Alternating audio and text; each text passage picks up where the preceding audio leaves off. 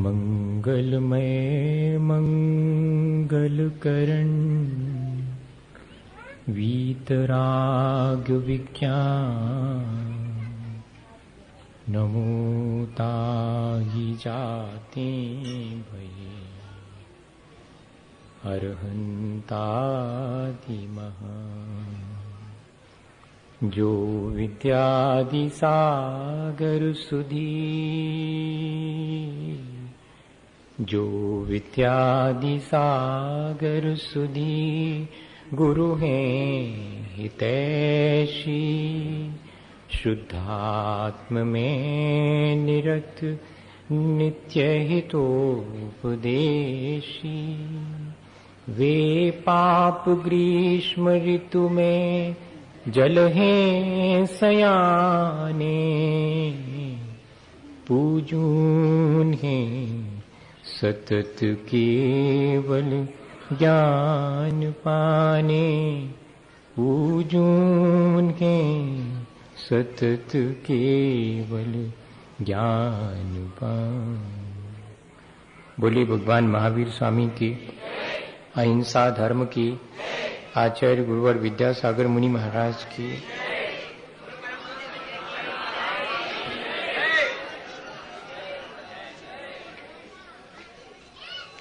हम सभी लोग हमेशा की तरह आज भी अपने जीवन को अच्छा बनाने के बारे में विचार करने बैठे हैं। पता नहीं जीवन में कौन सा क्षण ऐसा आए जबकि हमारे अपने जीवन को अच्छा बनाने की शुरुआत हम कर सकें। उस क्षण को हम पुरुषार्थ के द्वारा प्राप्त कर सकते हैं। हम सिर्फ उस क्षण का इंतजार करते रहें कि मेरे जीवन में मेरे ही जीवन को अच्छा बनाने का शुरुआत का कोई क्षण आएगा। नहीं, हमें उस क्षण को अपने जीवन में लाने के लिए अपनी चेतना को जागृत करना पड़ेगा। एक जमींदार अपने घर शाम होने पर वापस लौट रहा था। जब वो रास्ते से गुजरता था तो उसने देखा कि एक घर के सामने चबूतरे पर वृद्ध बाबा जी बैठे हैं और एक उनकी छोटी सी बेटी उनसे कह रही है कि बाबा, शाम हो गई, रात होने को है, अंधेरा घिर जाएगा, आपने अभी तक दीपक नहीं जलाया, आप कहें तो मैं दीपक जला दूं। बात बहुत छोटी सी थी, लेकिन जमींदार को ये बात सुनकर चेतना जागृत हो गई। वो क्षण कोई भी हो सकता है, वो बात बहुत छोटी भी हो सकती है, जो हमारे जीवन को परिवर्तित करने के लिए पर्याप्त। जमींदार घर वापस पहुंचकर सबसे क्षमा याचना करता है और निवेदन करता है कि कल जब सूरज की रोशनी होगी मैं सबसे विदा ले लूंगा।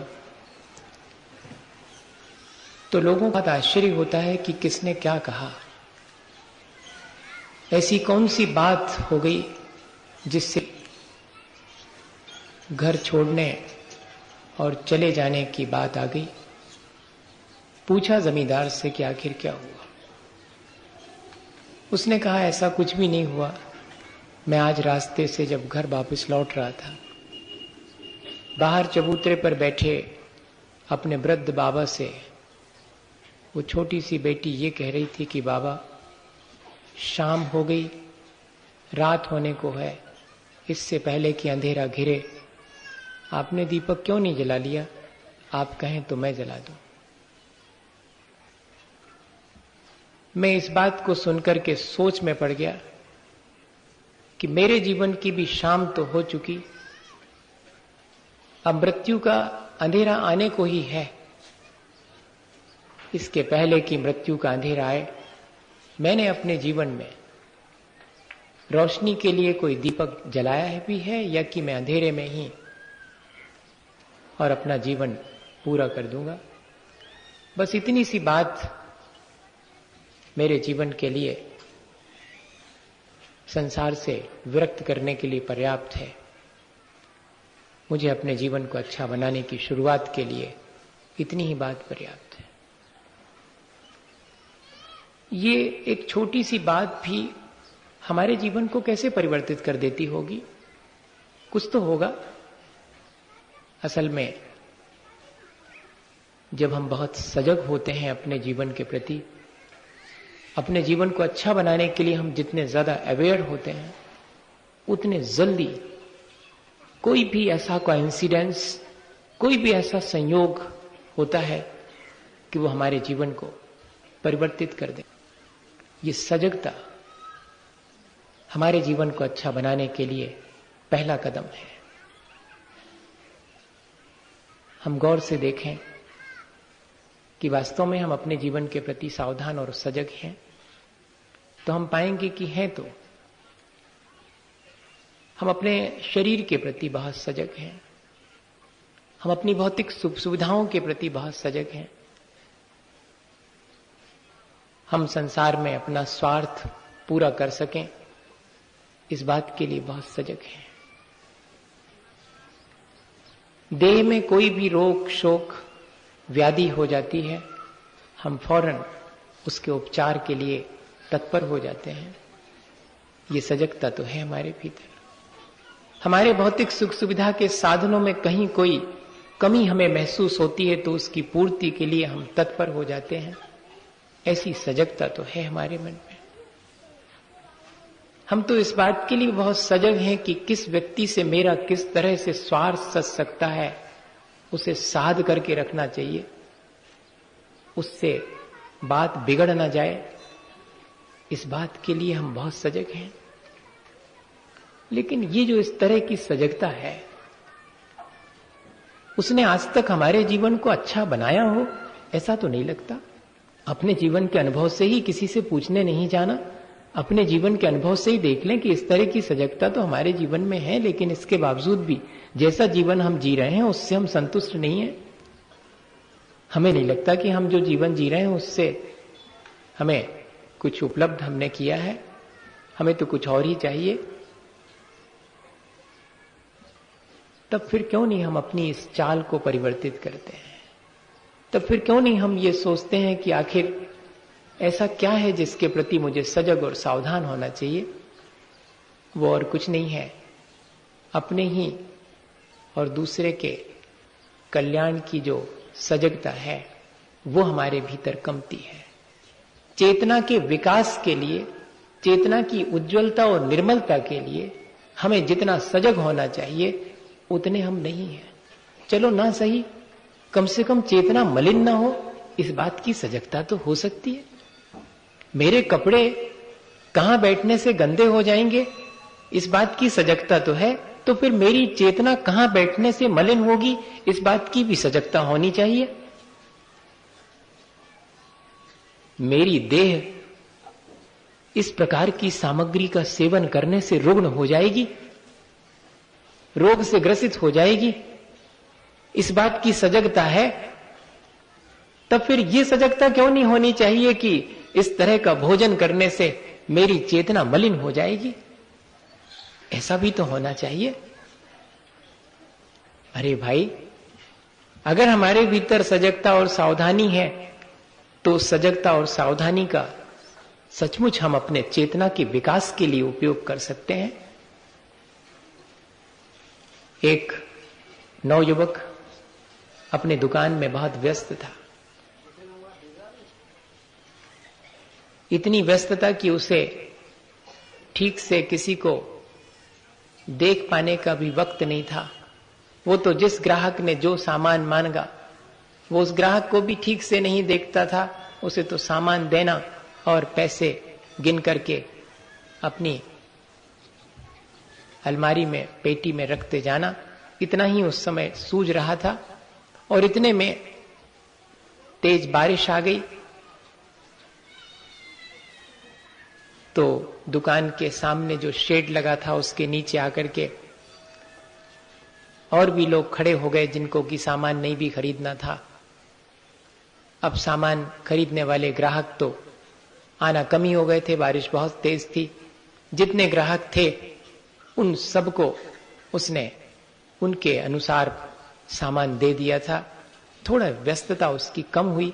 उसने आंख उठा करके अपने दुकान के सामने जो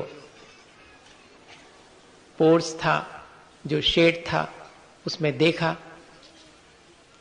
तो वहां एक, उस सारी भीड़ के बीच कोई महान पुरुष साधु बाबा जी भी खड़े हुए दिखाई पड़े।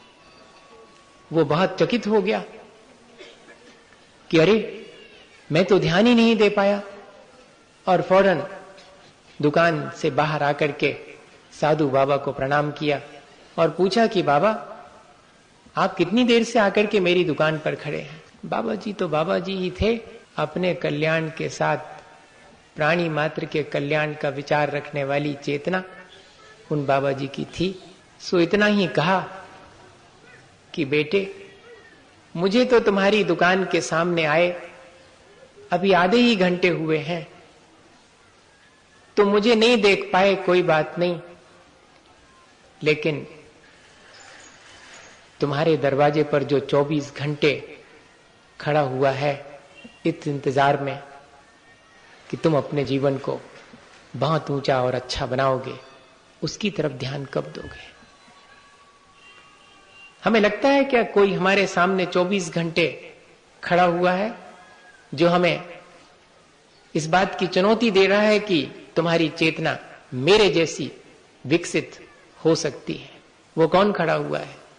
हमारे अपने भीतर की जो भगवत्ता की सामर्थ्य है, हमारे भीतर छुपी हुई जो परमात्मा शक्ति है, वो तो 24 घंटे हमारे सामने है।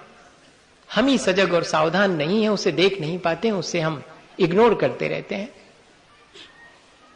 साइकोलॉजी में एक मैकेनिज्म है डिनाइल ऑफ रियलिटी, वास्तविकता से पलायन करना हम बचपन से सिखाते हैं। उन सब चीजों से हमारी आंख बंद कर दी जाती है जो सच्चाई है। हमारी आंख तो संसार की इस झूठी दुनियादारी में अच्छे से खुल सके, इस बात का ही सारा उपाय किया जाता है, और वही संस्कार पूरे जीवन बना रहता है। जब जब भी कभी अचानक सच्चाई सामने आती है, संसार की वास्तविकता का क्षण भर को एहसास होता है, तो फिर हम उसी एक भ्रम में, नए भ्रम में अपने को खो देते हैं और भूल जाते हैं जीवन की उस सच्चाई कि मैं भी अपने जीवन को उतनी ऊंचाई दे सकता हूं जो हमारे आदर्श ने, जो महापुरुषों ने दी है। अगर ये सजगता हमारे जीवन में आ जाए तो कोई वजह नहीं है कि हमारा जीवन अच्छा ना बने। कोई भी छोटी सी बात कब हमारे जीवन को परिवर्तित करती है? दूसरा कदम है, जबकि हम जितने सरल होते हैं उतनी जल्दी कोई बात, कोई संयोग हमारे जीवन को परिवर्तित कर सकता है। सारे संयोग हमें मिल जावें अच्छे, फिर भी हम अपने जीवन को अच्छा नहीं बना सकते हैं तब तक कि जब तक हम खुद अपने जीवन को अच्छा बनाने के लिए सजग ना हो और सरल ना हो। आज हमारी सरलता धीरे धीरे घटती जा रही। उपाय ही हमने अपनी सरलता से जटिलता की तरफ, आसानी से मुश्किल की तरफ जाने के कर रखे हैं। हमने अपने चारों तरफ इतना दिखावा, इतना शोर शराबा, इतना आडंबर करके रखा है कि वो जो हमारी अपनी सहजता और सरलता है वो हम पूरे जीवन भर खुद ही नहीं देख पाते हैं। सच्ची बोलना कितना सरल है, झूठ बोलने के लिए तो कितना प्रयत्न करना पड़ता, कितना ख्याल रखना पड़ता है, लेकिन फिर भी उस मुश्किल को हम बहुत जल्दी स्वीकार कर लेते हैं, आसानी को छोड़ देते हैं। मुझे अपनी पूजा करनी है, मैं चुपचाप जाकर किसी कोने में भी भगवान की पूजा कर सकता हूं, लेकिन नहीं, मेरी पूजा और लोग देखें तब फिर मुझे उसके लिए आडंबर करना पड़ता, तब मुझे उसके लिए दिखावा करना पड़ता है, तब फिर मुझे एक आयोजन करना पड़ता है अपने उस पूजा का, उसको दिखाने के लिए। चलो पूजा को दिखा करके दूसरे के भीतर पूजा का भाव पैदा किया होता तो भी ठीक था। मैं तो पूजा के माध्यम से और अपना आडंबर, अपने धन का प्रदर्शन करना चाहता हूं। आज वर्तमान में बहुत देखने में आता है, चाहे धार्मिक क्षेत्र हो, चाहे सामाजिक, चाहे बेटी का ब्याह हो, और चाहे सिद्ध चक्र मंडल विधान की महापूजा हो, दोनों में ही शोर शराबा, आडंबर, पंडाल जगर मगर, लाखों रुपए जिसमें अपव्यय हुए हों। एक रात के लिए, 1 घंटे के लिए मैंने आगरा में देखा था, सुबह 1 घंटे के लिए जो पंडाल लगा है वो दोपहर में नहीं लगेगा, दोपहर में दूसरा अल्टर चेंज होगा, शाम को तीसरा होगा, और तीनों सुबह से शाम के इस अल्ट्रेशन में पंडाल अकेले के 5 लाख रुपए का पेमेंट किया जाएगा। बेटी का ब्याह है, वो 5 लाख रुपए किसी के लिए एक बहुत अच्छी कैपिटल हो सकती थी, जो उसके पूरे जीवन के लिए और यापन आजीविका का साधन बन सकती थी, या किसी बेटे के लिए पूरे जीवन अपने जीवन के अपने करियर बनाने के लिए पर्याप्त राशि थी। वो हमने सिर्फ पंडाल वाले के हाथ में दे दी, सिर्फ अपने 1 घंटे के एंटरटेन और दिखावे के लिए कि मैं बड़े आदमी हूं, मेरी बेटी जो है बड़े आदमी की, बड़े पिता की बेटी है, इस बात के दिखाने के लिए, या कि मैं बहुत बड़ा पैसे वाला हूं और मैं सिद्ध चक्र मंडल विधान कर रहा हूं, तब मैं बुलाऊंगा उन लोगों को जिनको तुमने कभी नहीं देखा होगा, वो ऑर्केस्ट्रा पार्टी और वो बैंड पार्टी आएगी जिसके लिए कि लाख लाख रुपए मैं दूंगा और वो पंडाल लगाऊंगा जैसा किसी ने नहीं लगाया होगा। पूजा में खड़े होने वालों के लिए मैं पूरी की पूरी ड्रेस बंटवा दूंगा, मैं उनके लिए पूजा की थाली खाली फ्री लगवा दूंगा, वे अपनी तरफ से भी पूजा ना कर सके, मैं उनको द्रव्य दूंगा, जबकि लिखा हुआ है कि अपनी द्रव्य चढ़ाना, कम से कम कितने गरीब हो 2 दाने चढ़ाना, अपने चढ़ाना, अपनी मेहनत की गाड़ी, कमाई के, ईमानदारी के, नीति न्याय के। लेकिन नहीं, मुझे तो मेरी अपनी सरलता अच्छी नहीं लगती, मुझे तो ये आडंबर और दिखावा अच्छा लगता है। ऐसे आडंबर और दिखावे के बीच अपने जीवन को अच्छे बनाने की बात भी हमारे जीवन को अच्छा बना पाए, संभावनाएं बहुत कम है। तभी तो देख रहे हैं कि इतने सारे चीजों के बीच भी इतनी बढ़िया बात कहे जाने के बाद भी, इतनी बढ़िया बढ़िया बातें मालूम होने के बावजूद भी हमारा जीवन वहीं का वहीं है। हमने जरा भी 1 इंच भी अपने जीवन को अच्छा बनाने की शुरुआत के लिए एक कदम नहीं रखा। देखते तो हैं, वरना पहले तो हमने देखा है मंदिर के भीतर के चौगान में ही और 10-50 लोगों ने मिलकर के सिद्ध चक्र की महापूजा विस्तार ली 8 दिन के लिए, और सबने ठाट बाट से पूजा करी है, सबने अपनी किताब में से उसको पढ़ा है और जहां तक हो सका है घर लौट करके उसका अर्थ लगाने की कोशिश की है कि आज मैंने क्या भाव मेरे होना चाहिए थे पूजा करते समय। उस समय ना कोई ऑर्केस्ट्रा पार्टी आती थी, ना कोई पंडित जी कराने वाले आते थे कि वे ही पूरी कर देंगे, अपन को तो अकेली स्वाहा बोलने पर चढ़ाना है। ऐसा कोई आडंबर, ऐसा कोई दिखावा नहीं था। गुना के एक डॉक्टर साहब मेरे से बोलते कि मैं साल भर में एक बार सिद्ध जग विधान करता हूँ चांदखेड़ी जाकर के। मैंने कहा और कौन जाता? कहले कौन की क्या जरूरत, हम ही 2 जने हैं, सो अपनी भोजन शुद्ध बनाते, 8 दिन का नियम ले लेते, शुद्ध भोजन बनाते, 8 अर्घ चढ़ाऊं ने पहले, फिर 16 चढ़ाऊं, 32 चढ़ाऊं ने, अपने 8 दिन वहीं रहते, धर्म ध्यान करते और सिद्ध चक्र करके आ जाते। हमने कहा वाह, 100 पीछे एक आध व्यक्ति आज भी ऐसा है, लेकिन सब ऐसे हो जावे, मैं तो ये सोचता हूं क्यों नहीं हम वैसे हो सकते? नहीं, हम उतनी ही सहजता और सरलता से इन सारी क्रियाओं को, चाहे वे सांसारिक हों और चाहे वे धार्मिक हों, क्यों हमारे बीच में स्टेटस का पॉइंट आ जाता है कि मैं तो इतना बड़ा हूं और ऐसा ऐसा होना चाहिए। नहीं, हम जैसे और जितने हैं, क्यों नहीं हम वैसे और उतने ही अपने आप को प्रकट करें?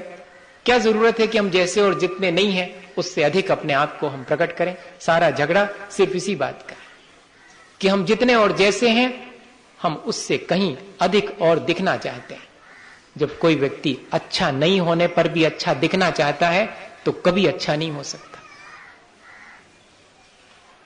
और अगर मैं अच्छा नहीं हूं तो मैं अपने को वैसा ही प्रकट कर दूं तो मेरे सामने मेरा चेहरा भी रहेगा कि हां, सचमुच मेरे भीतर ये कमियां हैं, मुझे उन कमियों को दूर करना है।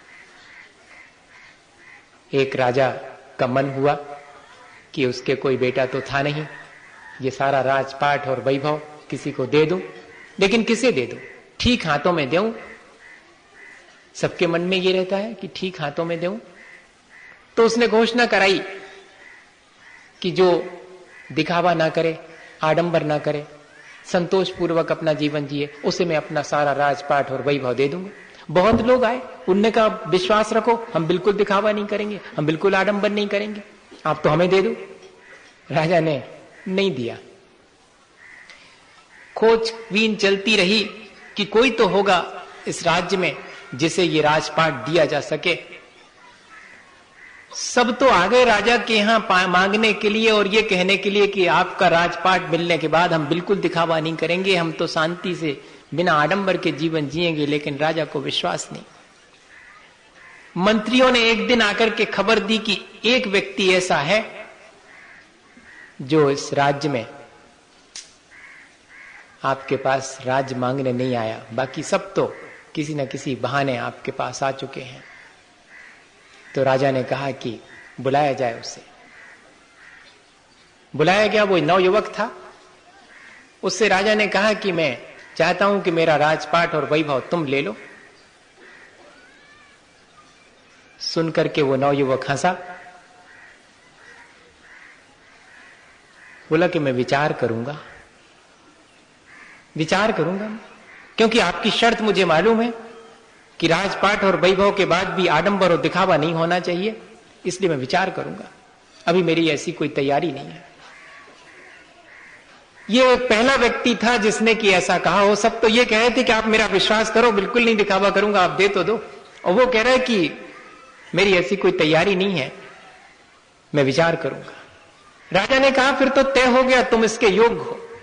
मैं तुम्हें पूरी संपत्ति देना चाहता हूं, पूरा राजपाट देना चाहता हूं, और अब तुम्हें मेरी आज्ञा का पालन करना पड़ेगा, तुम्हें ये राजपाट संभालना पड़ेगा। और लोग राजपाट और वैभव और लेकिन लोगों ने उस युवक को जिस हालत में, जैसे कपड़ों में, जैसे भोजन और जैसे घर में रहते पहले देखा था, वैसा ही देखा। सारा राजपाट और वैभव मिल जाने के बाद भी वो अपनी टूटी झोपड़ी में उन्हीं वस्त्रों में और वैसा ही भोजन करता था। लोगों ने कई बार कहा कि अब तो तुम राजा हो गए हो, अब तो तुम्हारे पास इतना वैभव है।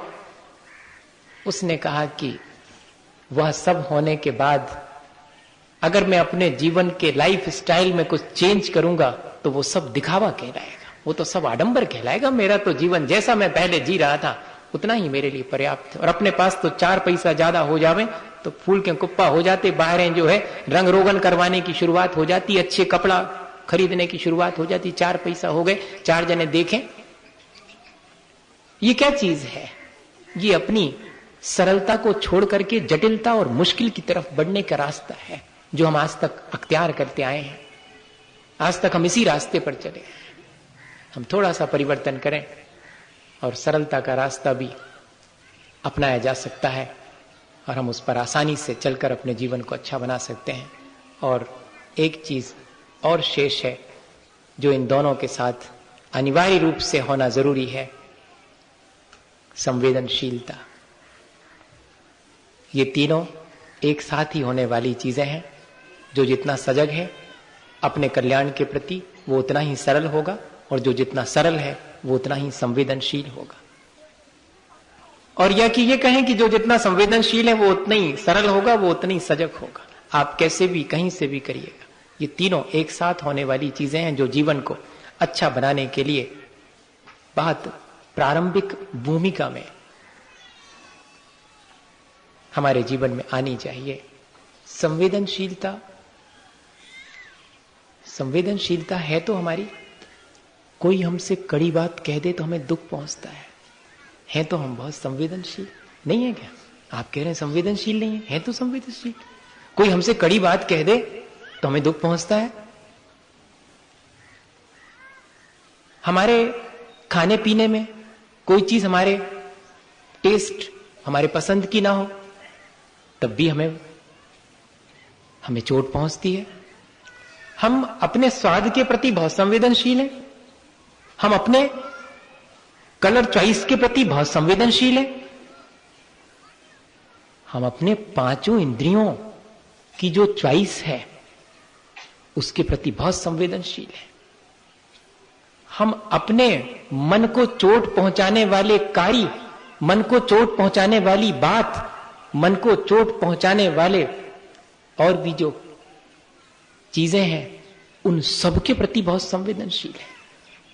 तो इंद्रियों और मन के इन सुख सुविधा के साधनों के प्रति तो बहुत संवेदनशील है हम,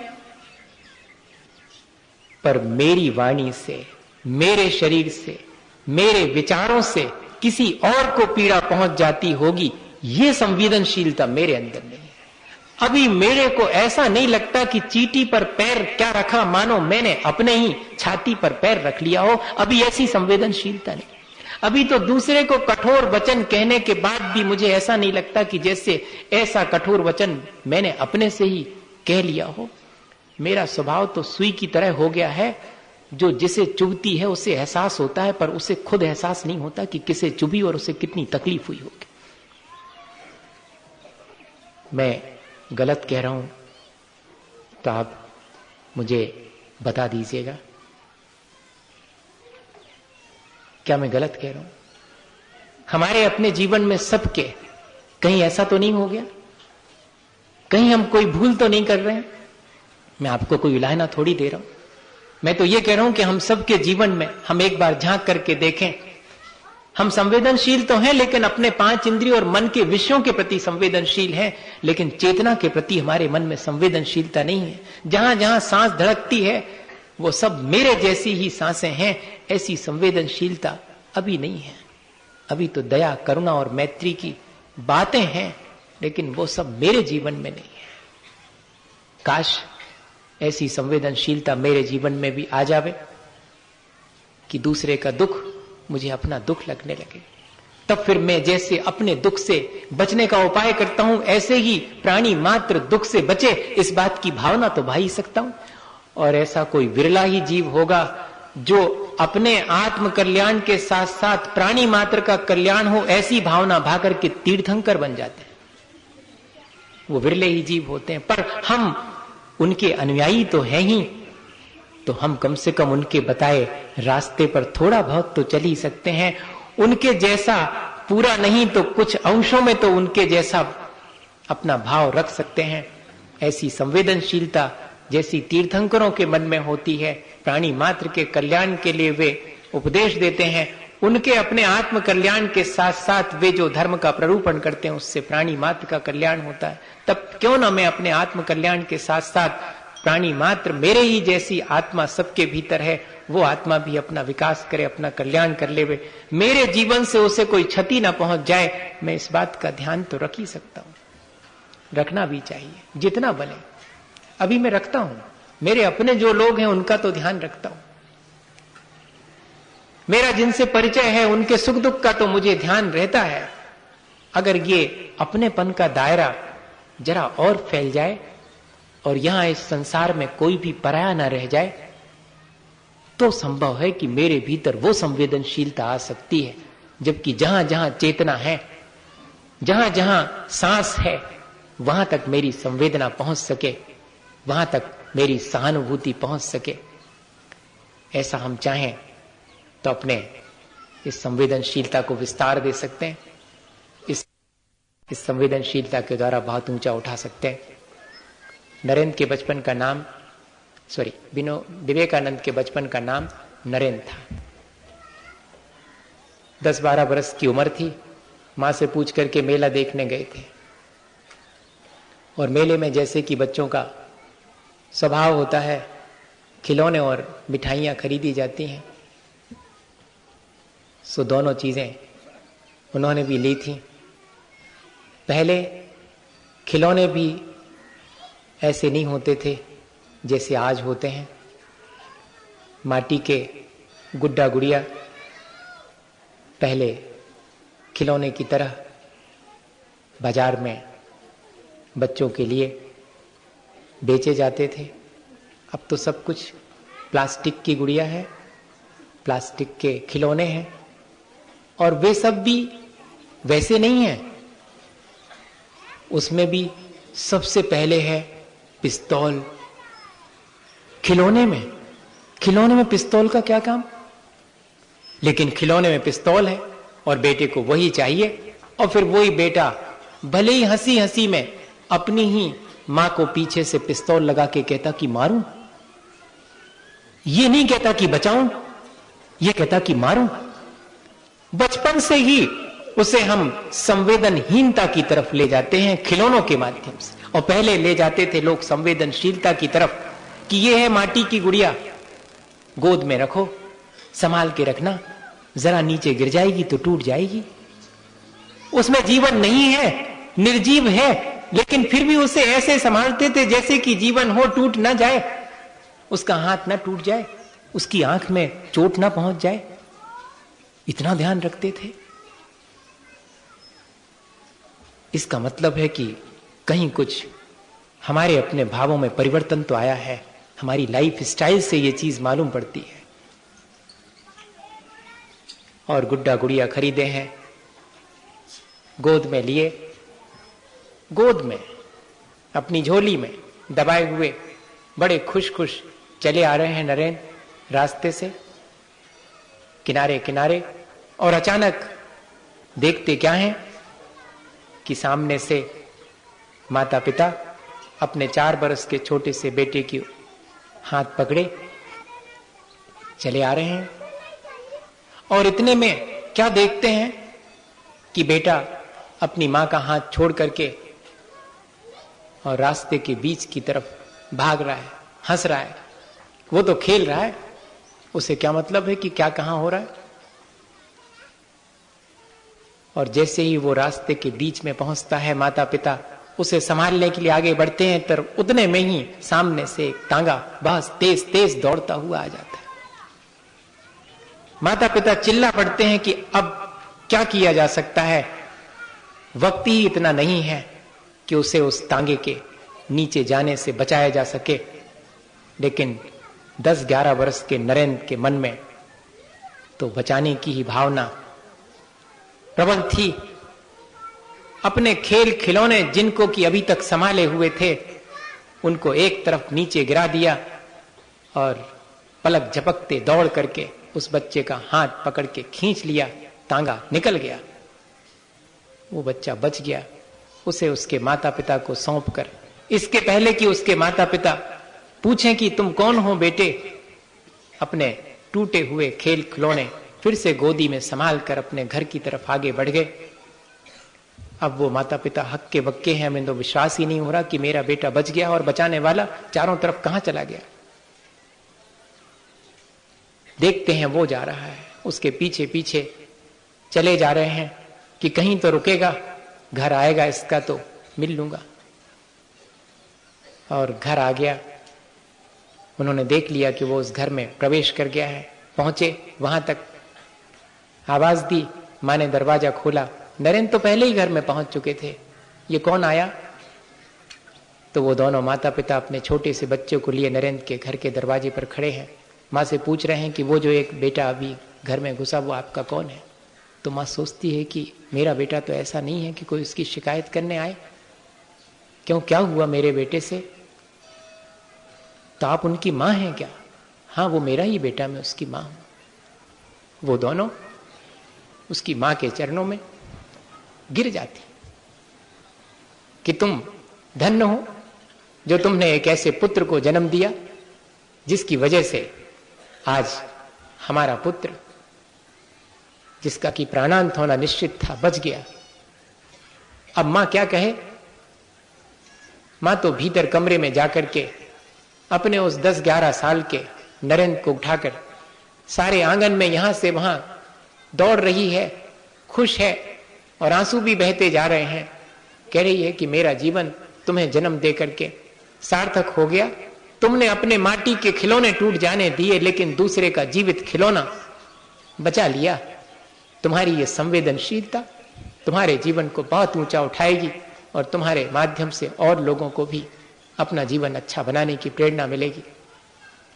क्या कभी हमारे जीवन में ऐसी संवेदनशीलता आ सकती है कि कहीं किसी का जीवन अगर क्षतिग्रस्त होता हो तो उसे हम बचा सके? ना सही इतना, कम से कम अपने जीवन से तो किसी का जीवन क्षतिग्रस्त ना हो, किसी के जीवन को दुख, पीड़ा, संताप ना पहुंचे। क्या अपना जीवन इस तरह नहीं जी सकते हैं? जी सकते हैं। थोड़ा सा प्रयत्न करें तो हमारा जीवन अपने ही विकास के लिए सजग, सरल और संवेदनशील होकर अपने जीवन को हम बहुत ऊंचा और अच्छा बना सकते हैं। इसी भावना के साथ आज अपन नमोकार करते हैं कि हमारा जीवन अच्छा बने, हमारे जीवन में वो सब बातें आएं जो हमारे जीवन को अच्छा बनाती हैं।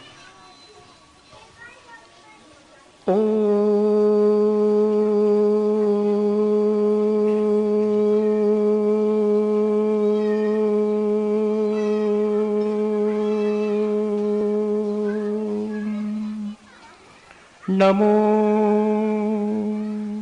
अरिहंताणं, नमो अरिहंताणं, ओम नमो सिद्धाणं, नमो सिद्धाणं, ओम नमो आयर्याणं,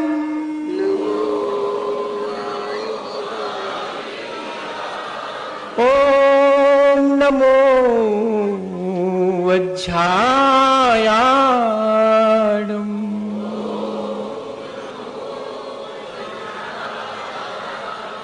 नमो लोये सौवसाहूनं,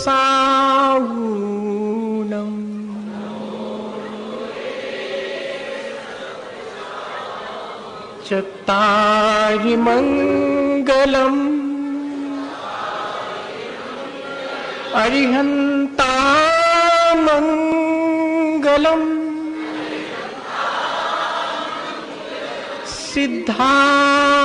सिद्धामंगलम्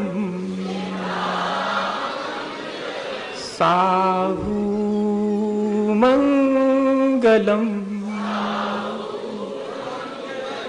केवली पन्नतो धम्मो मंगलम्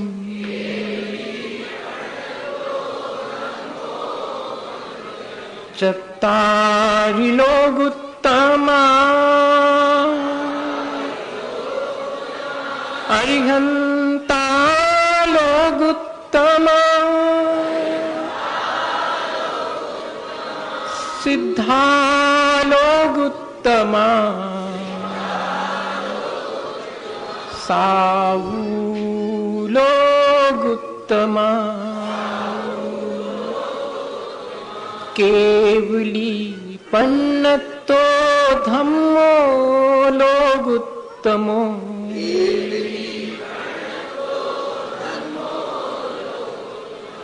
चत्तारि शरणं पव्रजामि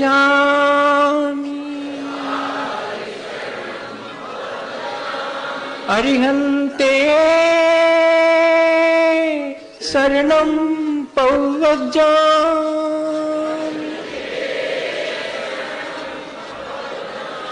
सिद्धे शरणं पव्रजामि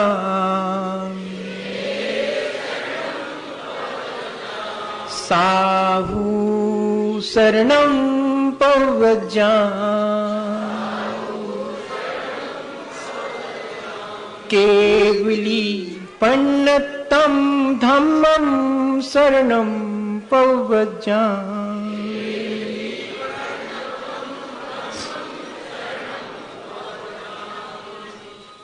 धम्मं शरणं पव्रजामि।